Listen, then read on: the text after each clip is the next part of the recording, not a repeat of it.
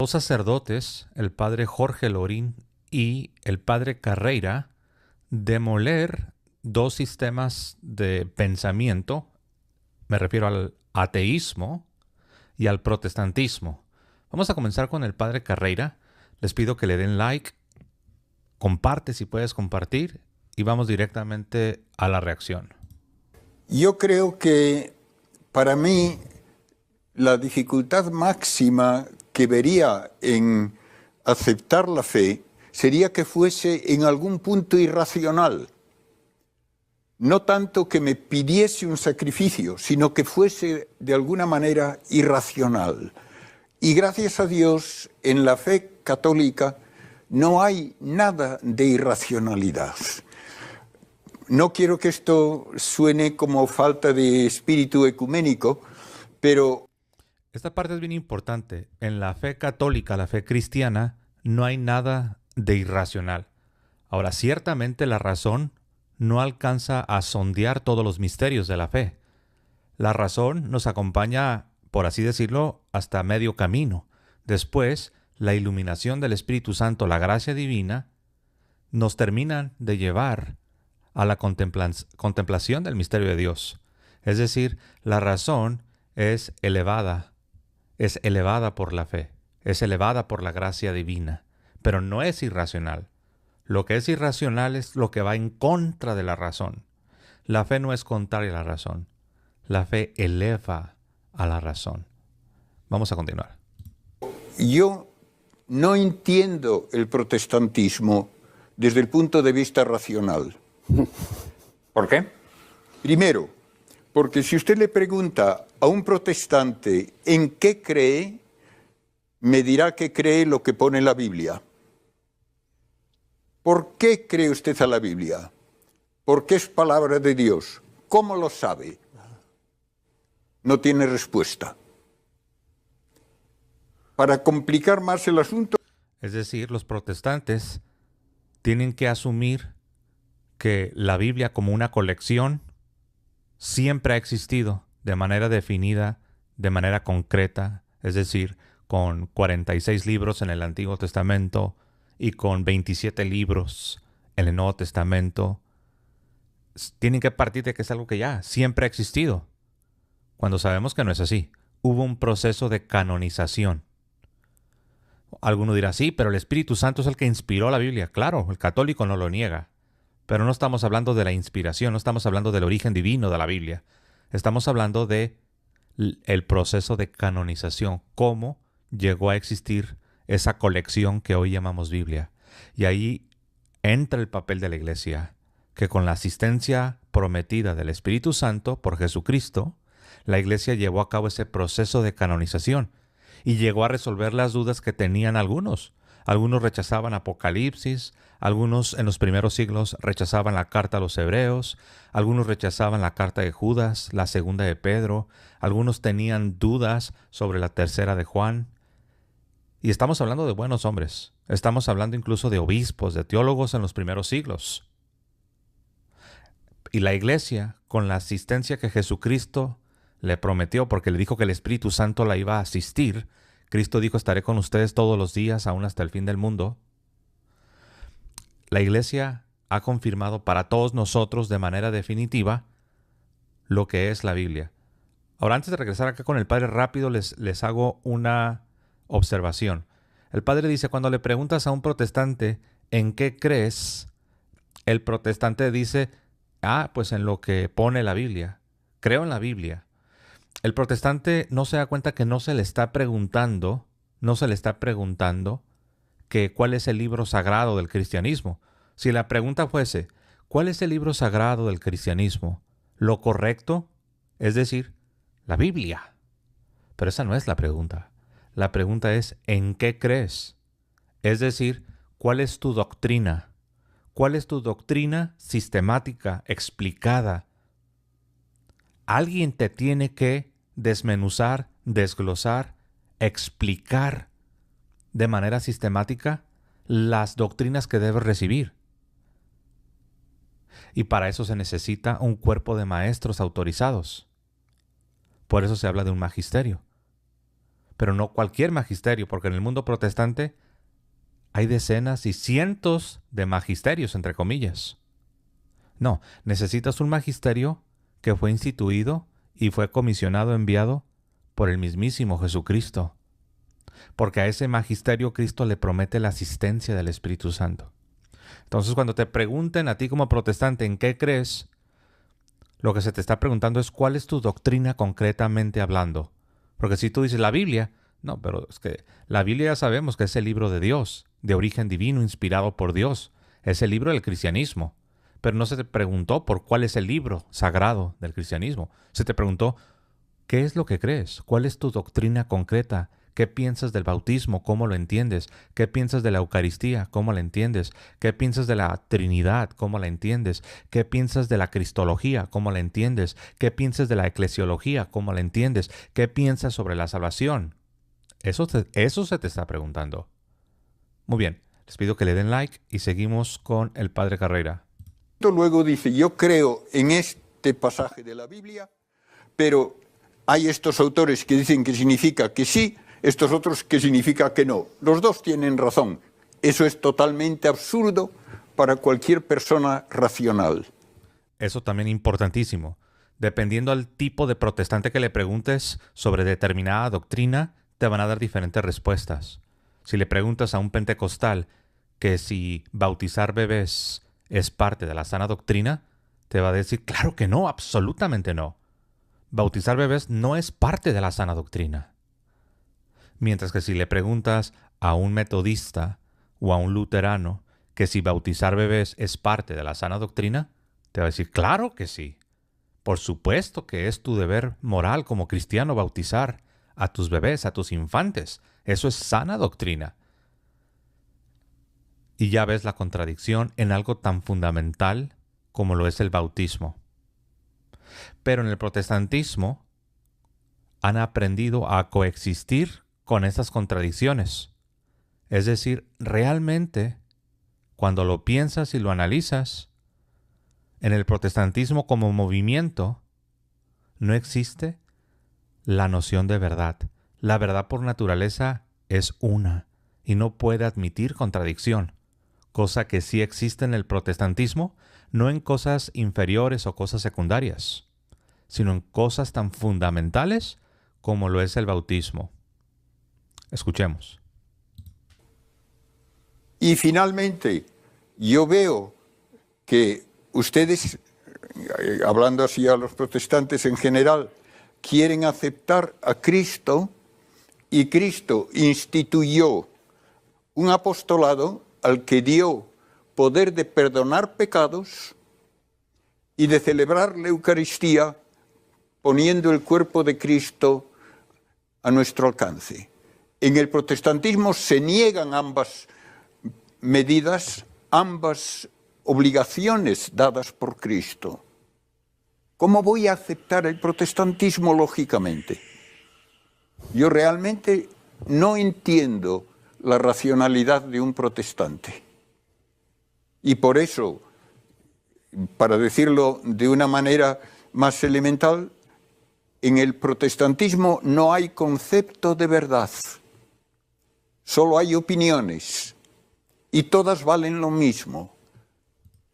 De hecho, muy a menudo, cuando debatimos con los protestantes y los confrontamos con esta realidad, terminan diciéndote de manera increíble que las dos posiciones, aunque son contradictorias, por ejemplo, la posición del pentecostal sobre el bautismo y la posición metodista y luterana sobre el bautismo, son contradictorias, pero si tú les preguntas cuál de las dos es la verdadera, cuál se supone que es la sana doctrina, como ellos solamente están interesados en luchar contra la Iglesia Católica, al menos en el contexto de protestantismo-catolicismo, se atreven a decir que las dos son válidas. Que las dos son válidas, cuando, a todas luces, es una contradicción tremenda. Pero no solamente sobre el bautismo, podemos hablar sobre otras doctrinas súper importantes. La doctrina de la salvación. ¿Se pierde o no se pierde? ¿Existe la predestinación calvinista o se debe rechazar completamente la tradición calvinista como proponen muchos otros protestantes. ¿El bautismo es un símbolo o es más que un símbolo, hay algo espiritual? ¿O es incluso como aceptan los anglicanos que el bautismo no solamente no es un símbolo y no solamente es algo espiritual, sino que el bautismo te da gracia y te hace nacer de nuevo? ¿Cuál de todas estas posiciones es? De modo que vemos que los protestantes no solamente difieren con la doctrina de la Iglesia, sino que también difieren entre ellos mismos. Y a esto se refiere el padre Carreira cuando dice que no es racional, no es un ataque esto a las personas que son protestantes. Esto es un ataque al sistema que han abrazado. Lamentablemente, lastimosamente, han abrazado un sistema que los está llevando a estos grados de irracionalidad, porque están dispuestos a aceptar la contradicción, sacrificando la verdad, que por naturaleza es una. La verdad no admite contradicción, cosa que el protestantismo sí admite. Continuamos. ¿Cree usted que Dios va a pedir que todo el mundo acepte un conjunto de doctrinas donde nadie está seguro de cuál es cuál, o cuál es correcta, o cuál viene de Dios y cuál es una interpretación equivocada? Eso es totalmente en contra de la racionalidad humana. El protestantismo es la negación de la racionalidad humana, y yo no puedo de ninguna manera consentir en eso. Debo decir, y esto es algo que muchos protestantes no lo saben. En una ocasión yo estaba debatiendo con un protestante y yo le citaba a Martín Lutero, el fundador del protestantismo. Yo le citaba a Martín Lutero cuando él se expresa de la razón como la prostituta del diablo, ¿no? Él dice que era la ramera de Satanás, ¿no? Y no solo lo dijo en una ocasión. Hay como 3 o 4 diferentes ocasiones en las que Martín Lutero se pronunció de la misma manera sobre la razón. Recuerden que comenzamos diciendo que la fe no es irracional, porque la fe no va en contra de la razón. Más allá de que la razón tiene sus límites, más allá de que la razón solo te puede llevar hasta cierto punto y necesita ser elevada por la fe, por la gracia, sin embargo, no se debe negar la razón. Cosa que Martín Lutero hace llamándola la ramera del enemigo, ¿no? Eso es muy importante y esto explica por qué muchas veces vemos esto en el protestantismo, que se menosprecia y se rechaza el sentido común, la razón, cosas que pueden ser percibidas por la luz natural, por una persona que ni siquiera es cristiana. Un ser humano que no está influenciado, que no tiene el cerebro lavado, por así decirlo, con la luz natural de la razón, puede darse cuenta de que no es posible aceptar las contradicciones como parte de la verdad. Y a eso se refiere el padre Carreira. De modo que lo que Cristo dijo que quería que hiciesen sus sucesores fue enseñar con la asistencia infalible del Espíritu Santo, perdonar pecados con una potestad que Él les dio. A quienes perdonéis los pecados les quedan perdonados, y que celebren la Eucaristía dándonos esa intimidad con Cristo, que es literalmente, si me permiten decirlo en una frase de niño, comérnoslo a besos. En el protestantismo se ha perdido todo esto. ¿Cómo voy a tomarlo yo como el modo por el cual Dios quiere que me acerque a Él? No, en eso yo no veo salida lógica posible. Y naturalmente tengo que decir también que si Dios quiere que todos nos salvemos aceptando su mensaje del Evangelio, necesariamente tiene que dar una garantía de que ese mensaje no se tergiversa, de que no se recorta, de que no se cambia en modo alguno. Muchos te dicen, Lo único que necesitas es recibir a Cristo. Lo único que necesitas es aceptar a Cristo.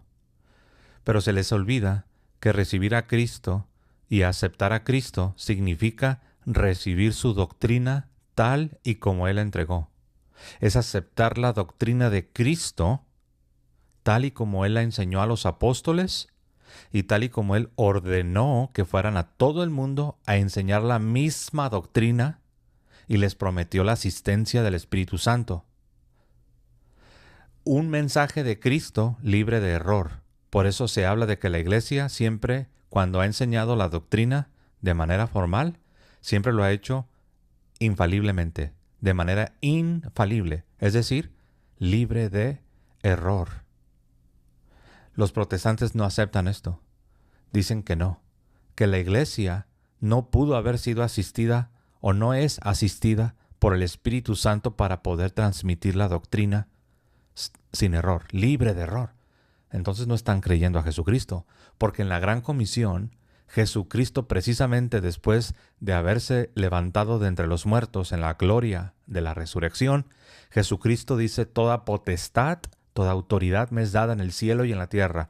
Por tanto, id y haced discípulos a todas las naciones, bautizándolos y enseñándoles a que guarden todas las cosas que os he mandado, y he aquí yo estaré con ustedes todos los días, aún hasta el fin del mundo. El que no cree que la Iglesia Católica ha llevado a cabo esa última voluntad y deseo de Jesucristo de enseñar la verdad sin error a todas las naciones, y que Él estaría con ella todos los días, aún hasta el fin del mundo, el que no cree estas palabras es el que termina diciendo que la Iglesia falla, que la Iglesia es falible y que la Iglesia prácticamente enseña verdades mezcladas con errores. Uno de los principales obstáculos para crecer en la vida interior es la fe. Y lamentablemente es lo que comenzó a hacer Martín Lutero y por extensión todo el protestantismo. Por lo tanto, no puede darse una cristiandad real si no es con una iglesia docente, con la ayuda del Espíritu Santo para que no caiga jamás en un error. ¿Escucharon esta última parte? No puede darse una cristiandad, un cristianismo real, si no se tiene a una iglesia enseñando libre de error con la asistencia del Espíritu Santo. Lo voy a repetir una vez más. Esto es muy sencillo, pero a la vez es profundo. Escuchen. No se puede dar un cristianismo real. No se puede dar un cristianismo real si no se acepta una iglesia que enseña libre de error con la asistencia del Espíritu Santo. Dicho de otra manera, la gran comisión de Jesucristo de enseñar la misma doctrina a todo el mundo, de todas las edades, de todos los siglos. Esa comisión no se puede llevar a cabo si no tienes un poder sobrenatural ayudando a la iglesia para que comunique la misma doctrina a todo el mundo de todos los siglos. Alguien dirá, pero eso es humanamente imposible, José. Eso es humanamente imposible. ¿Cómo se te ocurre pensar que una iglesia cuyos miembros son pecadores y cuyos miembros naturalmente son falibles, cómo se te ocurre pensar que van a llevar a cabo semejante empresa, semejante proyecto? ¿Cómo se te ocurre pensar que una iglesia constituida por personas pecadoras falibles van a llevar una misma doctrina libre de error para todo el mundo de todos los siglos? Y tienes razón, pero tú dijiste, es humanamente imposible. Jesucristo dijo, lo que es imposible para los hombres, lo que es humanamente imposible, es una posibilidad para Dios. Lo que para los hombres es imposible, para Dios es posible. Entonces tienes razón cuando dices, hablando, es imposible que una iglesia cuyos miembros son pecadores y naturalmente falibles, es imposible que puedan cumplir con esto de llevar a todo el mundo la misma doctrina libre de error durante todos los siglos. Lo bueno es que Jesucristo nos hizo una promesa. Y la promesa es que Él estaría con su iglesia precisamente para que enseñen todas las cosas que Él mandó a todas las naciones. En otro pasaje, en San Juan, en capítulo 14, San Juan 14, Jesucristo promete que enviaría al Espíritu Santo y que el Espíritu Santo iba a tener dos tareas. Una, recordarles todo lo que Jesús les enseñó, y dos, guiar a la iglesia a toda la verdad. Y esas promesas de Jesucristo se cumplen. Y por eso, cuando uno acepta las promesas de Jesucristo, uno se da cuenta que verdaderamente sí existe una iglesia que ha enseñado infaliblemente, o sea, libre de error, durante todos los siglos, una misma doctrina. Y esa es la Iglesia Católica. Por eso es que rechazamos el protestantismo, porque el protestantismo realmente pone en duda y pone en tela de juicio el poder divino al decir que la Iglesia es falible y que la Iglesia, en su enseñanza formal, enseña verdades mezcladas con errores. Eso se llama no creerle a Jesucristo. Muy bien, ahora tenemos un video más. Tenemos ahora al padre Jorge Loring. Vamos a traerlo, lo tenemos acá de este lado. Vamos a traer acá al padre Jorge Loring. Les pido que le den like y comenzamos.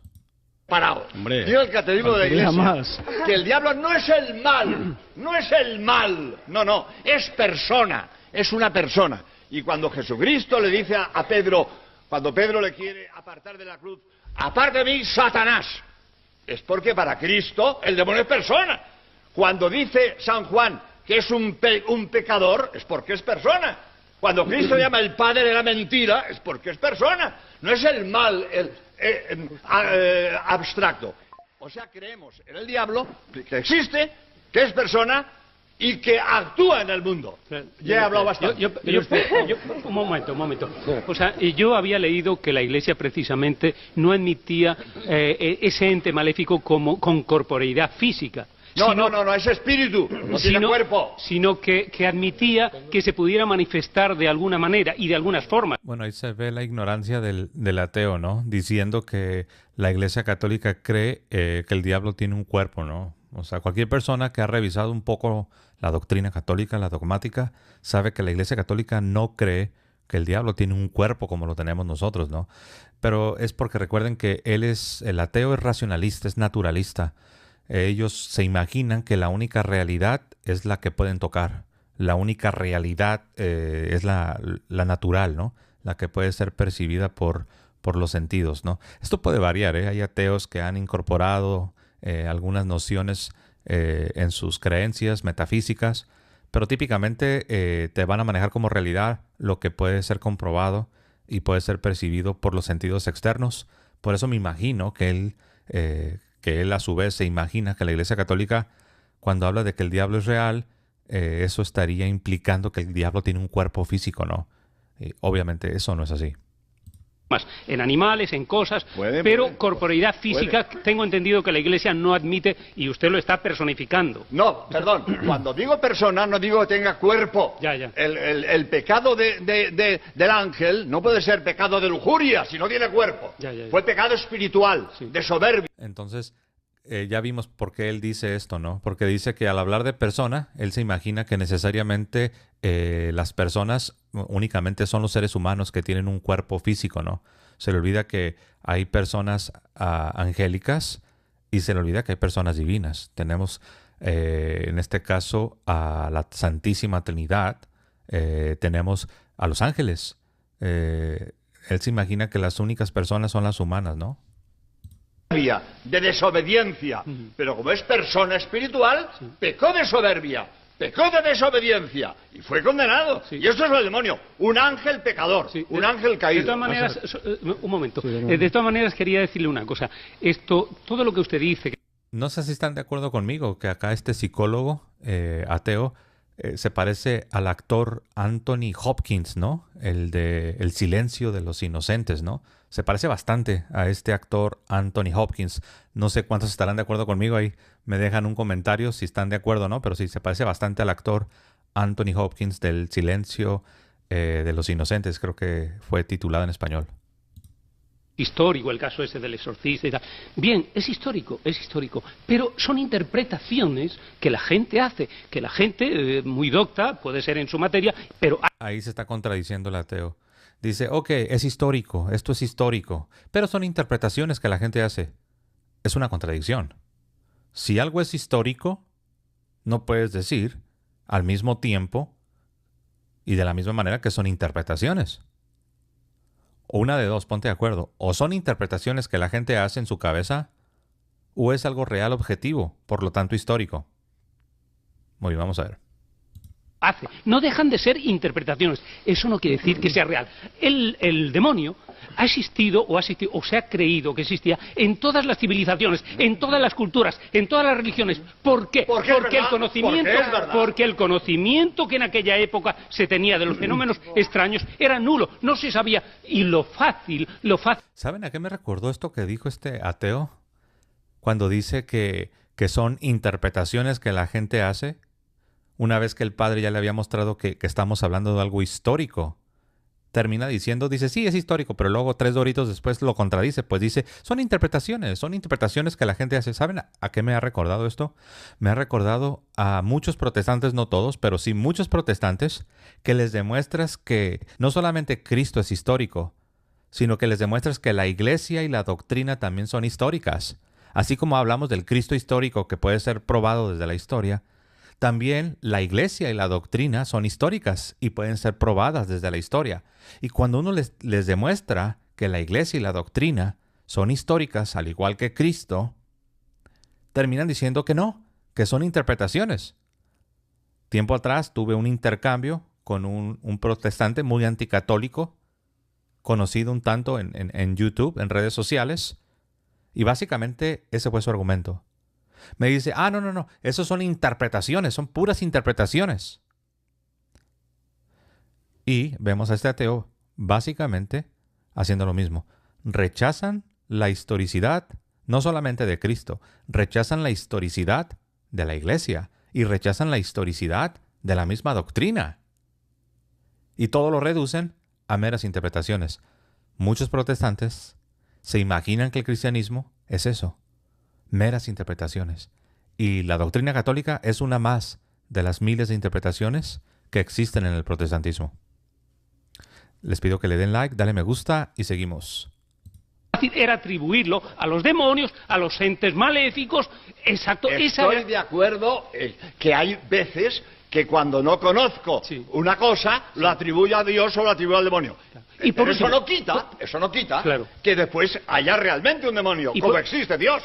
El ateo intentó utilizar ejemplos de supersticiones en diferentes culturas o aún dentro de la iglesia para tratar de desvirtuar la realidad, no solamente de la creencia, sino de que el diablo, Satanás, es real, es una persona espiritual, pero es una criatura, es una persona. Entonces, ese argumento yo también lo he visto mucho en el protestantismo.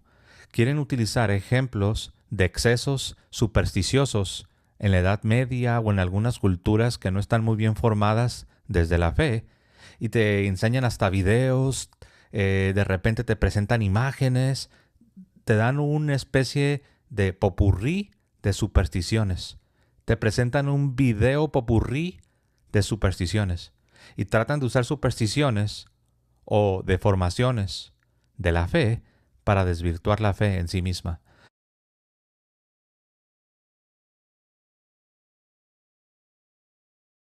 Ha existido o se ha creído que existía en todas las civilizaciones, en todas las culturas, en todas las religiones. ¿Por qué? Porque el conocimiento que en aquella época se tenía de los fenómenos extraños era nulo, no se sabía. Y lo fácil... ¿Saben a qué me recordó esto que dijo este ateo?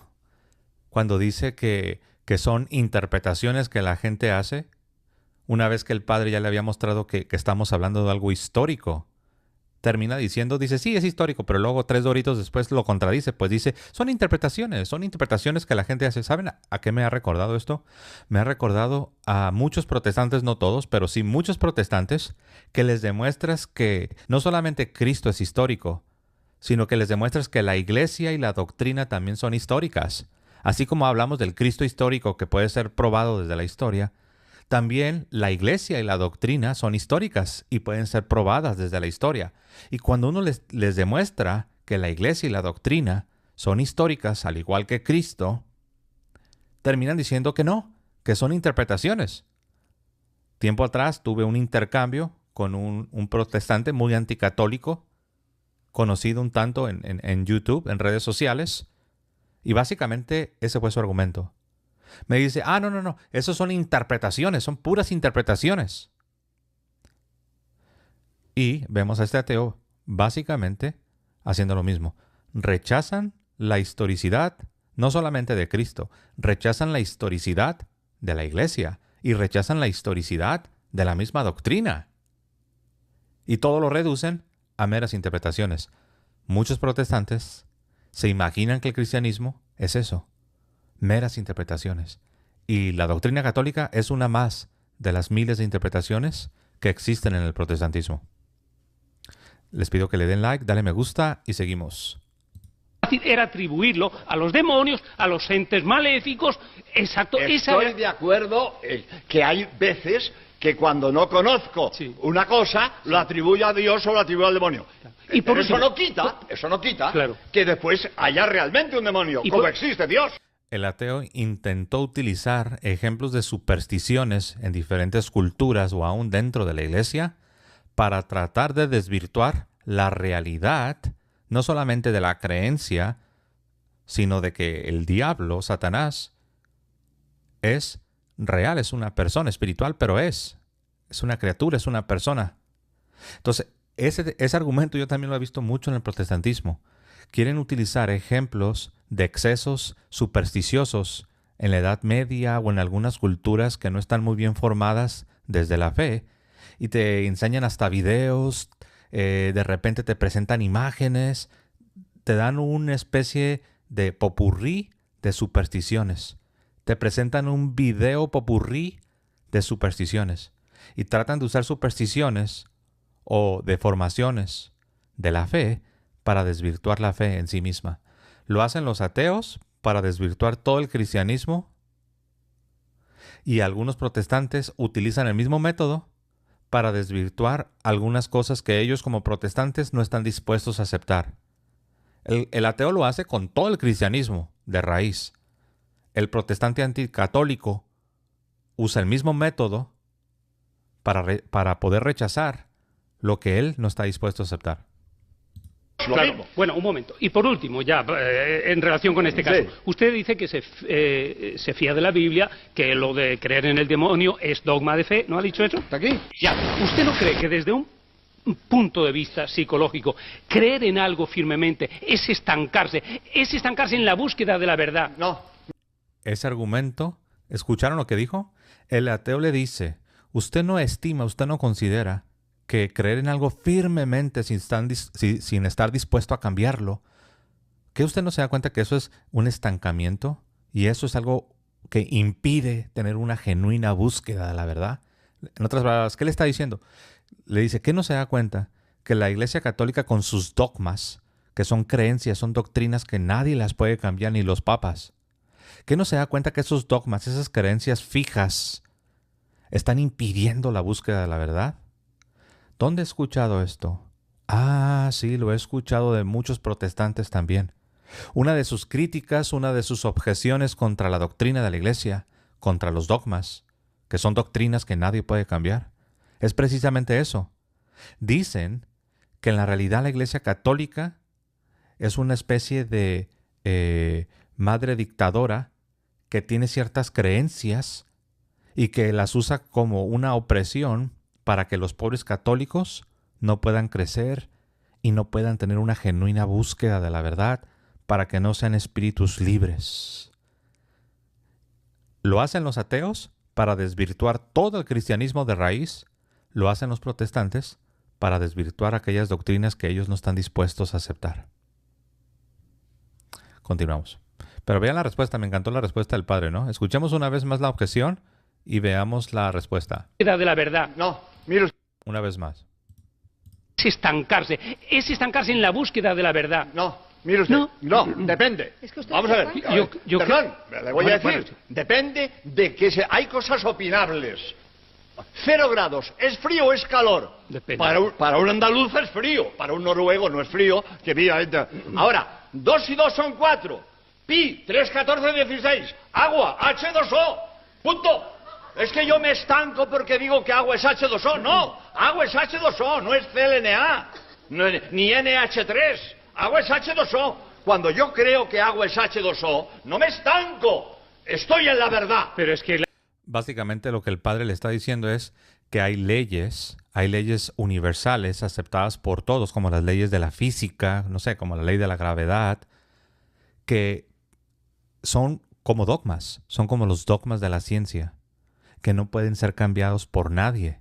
Ahora, no significa que creer en estos dogmas, en estas leyes, ya sea de la física o cualquier otro tipo de leyes universales, no significa que te estás estancando. Y no significa que no tengas una genuina búsqueda de la verdad, sino todo lo contrario. Significa precisamente porque tienes una genuina adhesión a la verdad, que no puedes traicionar estas leyes, estos dogmas. Y los protestantes no se dan cuenta que al acusar a la Iglesia Católica de tener estos dogmas y de acusarnos de que estamos estancados y que no tenemos una genuina búsqueda de la verdad, o que la iglesia es dictadora y que la iglesia oprime a sus hijos, los fieles, con estos dogmas, no se dan cuenta que básicamente están haciendo lo mismo que los ateos, solo que los ateos son más consistentes y ellos se lo aplican a todo el cristianismo. Al menos son consistentes más allá de que están mal, pero al menos son consistentes en que se lo aplican parejo a todo el cristianismo, mientras que los protestantes son selectivos. Vemos una inconsistencia bárbara, pero los dos utilizan el mismo argumento. la creencia en el diablo no es algo que tan afirmativo, tan aseverativo como algo Para el que tiene fe, sí. Ya, pero no es científico. La Biblia, por ejemplo, no es un biblio. No. Le está diciendo el ateo que las cosas de fe, las verdades de fe, dice, no son de la misma naturaleza que las verdades del mundo natural. Vean lo que está haciendo. Lo que está diciendo es que únicamente las cosas observables que pertenecen al mundo natural son las únicas que podemos dogmatizar. Las únicas leyes que podemos tener son solamente las del mundo natural, las cosas observables, pero no las espirituales. Todos se fijan cómo en la raíz de todo está la negación de que hay verdades que trascienden más allá del mundo natural. En otras palabras, no únicamente lo que puedes observar, no únicamente lo que puedes percibir con los sentidos externos, la vista, con el oído, el tacto, el gusto, el olfato, no únicamente lo que puedes percibir con los sentidos, es lo real. Hay una realidad que no puedes ver, que no puedes tocar. Y esta realidad, esta creación invisible, este mundo invisible, tiene sus leyes, tiene sus dogmas, pero él solamente está dispuesto a aceptar leyes una vez que ya lo refutaron. Dice, es que solamente eso aplica para el mundo natural, pero no para el mundo espiritual. Entonces aquí vemos que en la raíz es una falta de fe. Por eso escuchen la respuesta del Padre. Para el que tiene fe, sí. Ya, pero no es científico. La Biblia, por ejemplo, no es un biblio. Se fijan, para el que tiene fe, sí. Hay protestantes, no voy a decir nombres, que han perdido la fe hace mucho tiempo. Yo no entiendo por qué se siguen autopercibiendo cristianos. No entiendo por qué se siguen viendo a sí mismos como creyentes cuando a todas luces no lo son. Han perdido la fe. Realmente son más bien ateos que cristianos. No. Un libro científico. Por supuesto. Claro, entonces, Por supuesto. Estoy con usted. Demostrar científicamente que existe el diablo, no pretendemos eso. Ya. No pretendemos eso. Porque la fe no es una ciencia. Sí, pero la fe no es es razonable. La fe es razonable. La fe es razonable y le dice bien que no es una ciencia porque es revelación. Es revelación divina. Es algo que no puede ser accesible única y exclusivamente por la razón. Se requiere de una revelación, de una asistencia, de algo que Dios da a conocer. Por eso a la fe le llamamos revelación divina. Y le dice, la fe no es una ciencia. Ahora alguno dirá, sí, pero también tienes la teología. Bueno, eso ya es distinto. La teología es el instrumento que nos ayuda a explicitar, a explicar la fe de manera sistemática. Y la teología ciertamente es una ciencia. Aunque yo sé que los ateos radicales, este ateísmo radical militante, ya también no solamente van a negar la fe en general, sino también van a negar que la teología en sí misma sea una ciencia. Dicen que no. Dicen que la teología no es una ciencia, cuando a todas luces lo es. A todas luces lo es, más allá de que trata con el mundo espiritual, con verdades de fe. Bueno, ahí ha terminado. Muy interesante, ¿no? Muy interesante. Les pido que le den